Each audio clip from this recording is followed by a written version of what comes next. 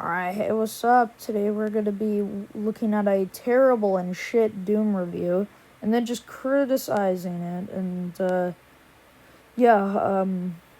let's see how bad this Doom review. Sequel Doom Eternal hit digital shelves amid a pandemic. That was about a year ago from now, if you're wondering. Critical and fan response to Doom Eternal was exceedingly positive, and I can very much understand where everyone is coming from. However, I don't really like Doom Eternal. I think it's a fine enough game, but if given the choice between playing 2016 or Eternal, I'd pick the former every time, and here's why. Full disclosure, I've reviewed Eternal in the past, so if you'd like to watch that video first to get a rundown of the basics of Doom-style games, that's linked above and below. I'll be treading on some of the same ground in this video, so as such, I'll try to keep the basics brief. Both 2016 and Eternal scenarios are straightforward enough. You play as a generico dude with many guns and more anger still, blasting your way through complexes full of demons from hell itself. Upon dealing enough damage to demons, they'll glow blue or orange, indicating they can be glory killed. This is done by melee bashing the enemy to deal a lethal blow, with the animation modified by the enemy type, what angle you're approaching from, and the terrain upon which you're bashing. I'm not personally a fan of glory kills, at least not the frequency of which they're expected. Okay, you just really aren't expected to glory kill. My only glory kill is if I'm about to die so I could replenish health, or that I just like seeing demons die in a, bloodier way, which is cool. And the glory kills lose their cool factor once you've seen the same animations play over and over again. Eternal adds some more variety, but in my opinion, I'd much prefer simply killing enemies with my plethora of firearms. Speaking of, Doom 2016's roster of weaponry is mostly maintained in Eternal, with some new ones to boot, but missing is the infinite ammo pistol used as a last resort when your supplies run dry. In lieu of this, the chainsaw, when used on foes in Doom Eternal, will spawn copious pools of ammo in a rainbow spray. Frankly though, this system feels excessive. In 2016, the chainsaw was simply a get-out-of-fight-free card. Depending on your fuel levels, you can use it to chop down all but bosses to bypass combat with them altogether. Useful for when you're low on health or supplies. In Eternal, the chainsaw with its slowly regenerating gasoline sees more use to supplement an artificial lack of ammo. Weapons ammo supplies are noticeably lower in Eternal, and drops seem fewer and Oh man, wow. Have you even heard of this? Oh, and another thing. The reason why, the ammo is lowered, because so it could put a challenge to the game, and, did he really not know? It's obviously to put a challenge to the game. What it is. Every once in a while, to compensate for this, basic enemies seem to infinitely spawn in areas you've long since cleared to serve as ammo caches. The gameplay loop of ranged combat to chainsaw to ranged combat isn't necessarily bad, but it feels more railroaded than 2016's freeform fights. The chainsaw feels necessary rather than being a fun option. Eternal does offer more in the way of alternative arsenal, however. Slowly regenerating grenades have returned, but in addition is an ice grenade, a flamethrower burst, an instant kill sword, and the blood punch. Grenades are self-explanatory, but do have the new feature of serving as a quick tool for dispatching cacodemons, the floating meatball things, by popping a grenade into their open mouth to instantly leave them open for a glory kill. While intuitive enough, I found myself only ever using grenades or the combat shotgun sticky grenade to deal with these types of enemies. It's the most effective way after all, and with so many other foes to deal with at any given time, it would be a waste to do anything else. Moving on, the ice grenade freezes enemies and can be upgraded to leave foes more vulnerable to damage while stuck. Simple enough, it's basically an option to get yourself out of corners when pressure, although needing to actively swap between grenades or ice grenades to use one another takes an extra second I often found myself without. The Flame Belt doesn't deal damage of any note, but will make any damage dealt to inflamed foes drop armor packs to further increase Doom Guy's survivability. However, upon hearing of these two mechanics, you may may assume igniting a frozen enemy would shatter or melt them, but no, you're left with an enemy that's frozen and burning and taking no damage from either.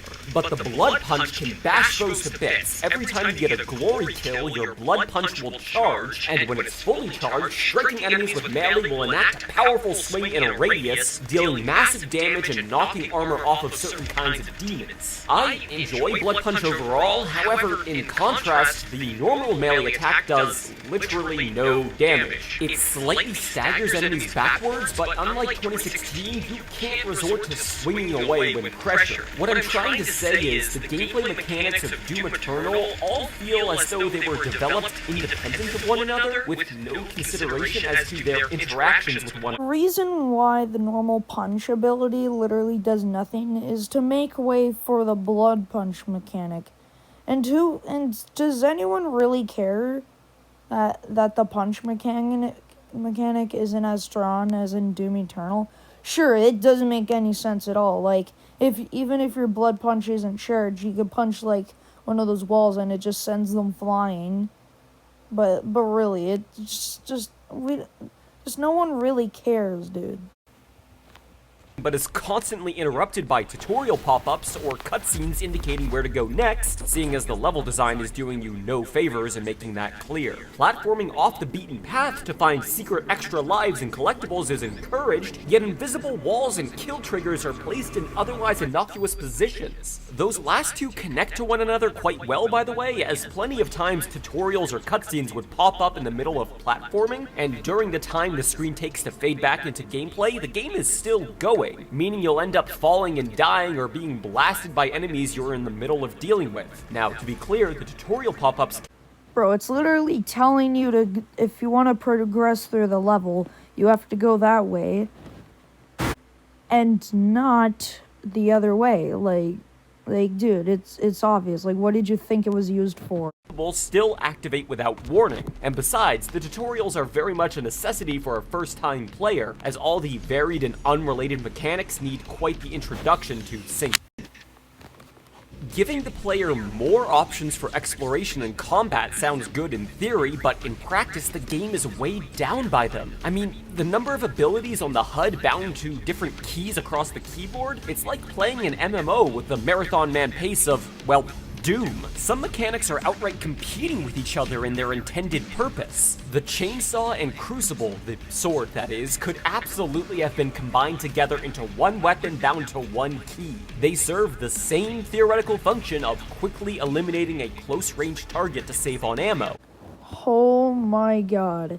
The crucible and the chainsaw don't share the same purpose. The chainsaw is like a loot grenade, like something to help you replenish your ammo, like, you know, like if you're low, so you could use your chainsaw. And your crucible is a get out of fight free card, and it does not replenish ammo.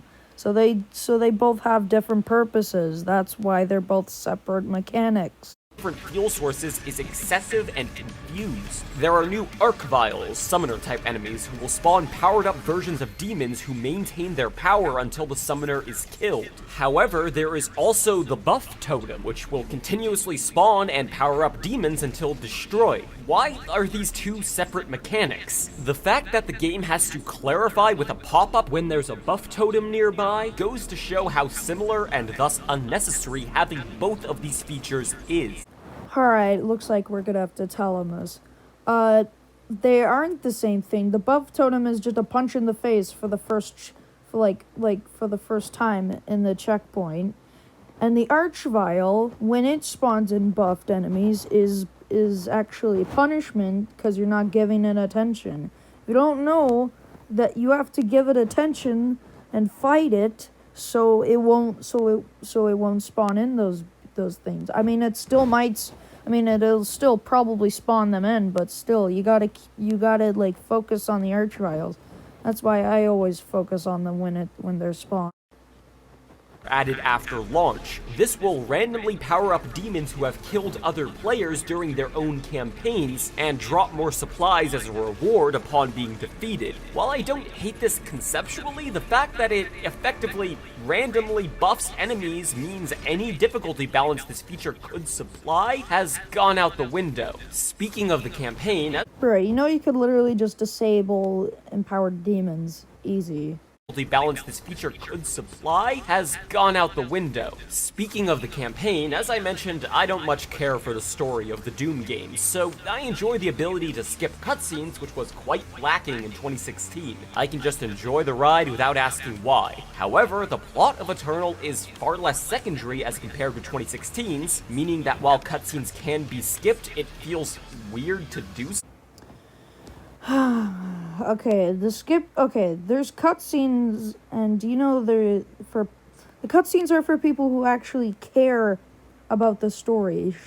Sure, I might not exactly really care about the story, maybe a little, but really, dude, the skip cutscene is just to satisfy the players who don't care about Doom Eternal as much as I dislike it. But during the cutscenes I did watch, it's clear the Doom guy also doesn't care about the story. All around him, there's this creepy messiah. Rune system makes a return from 2016. Equipable unlocks which augment your abilities, such as more air control, faster glory kills, etc. There are also Praetor tokens, which augment your abilities, such as faster equipment cooldown, more quickly platforming, etc. There are also crystals, which increase your HP, ammo, and armor, and augment your abilities, such as faster flamethrower cooldown, more health on glory kills, etc. There are also weapon mods, which augment your abilities and have their own 2 currencies, which further... Okay, this could have all been one fucking system. Combine together the crystals, weapon points, suit tokens, mastery tokens, runes, all of it. Combine it all into one system of currency to purchase upgrades, or at least a smaller number of fragmented systems like Doom 2016. The menu is confusing, unintuitive to navigate, and remembering what upgrades you've unlocked is tricky in a pinch, not to mention that spending Sentinel batteries, another fucking system of currency by the way, to unlock upgrades in your home base doesn't auto-save the game, meaning if you wish to upgrade everything before taking a break so you can jump right back in next time, well, you can't. While on the subject, the Doom Fortress... Bro, there's absolutely no way you don't remember this. Doom 2016 had the same feature. They had like Argent orbs, like weapon upgrades, yeah, all that. You can't just complain what was in Doom 26. You can't just not complain what was not in Doom 2016, but yet complain about the same thing in Eternal. Like, dude, you're trying to make Doom Eternal look bad. Like, they're both... Between some levels is a giant main menu with story beats spread around it simply for the sake of taking up more time. Being able to look at your collectibles is cute, but the sheer amount of time traveling between rooms takes in this confusing layout is a mess. This game is a mess. Ugh. And I haven't even gotten to the glitches yet. No game is safe from bugs, of course, but Eternal, even nearly a year after launch, is still plagued with broken interactions, dysfunctional AI, and crashing. Enemies will instantly respawn upon dying. Glory kills will send you flying through the floor. I wouldn't be complaining if it wasn't so genuinely distracting from otherwise satisfying combat. Now, on my points thus far, I'm sure a lot of people disagree with me, and that's your prerogative. It's not my place to discount your enjoyment of a game that I don't personally like. But, rather than back off, I'm gonna go a little harder into territory I know most people disagree with me about. The Marauder isn't a fun enemy to fight.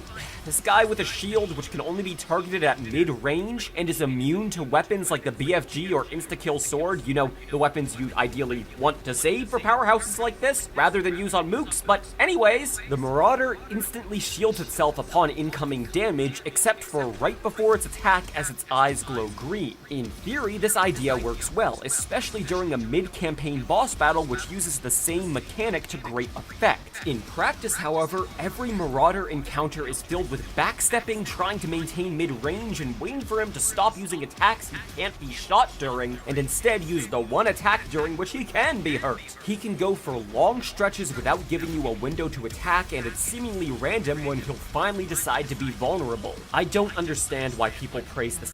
Oh my god, I knew this would happen. Bro, the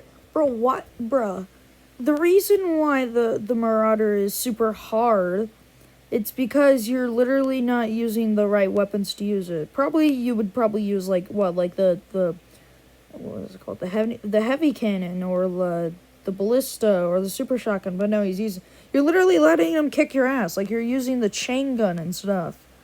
Like, if you're gonna say that he's hard, at least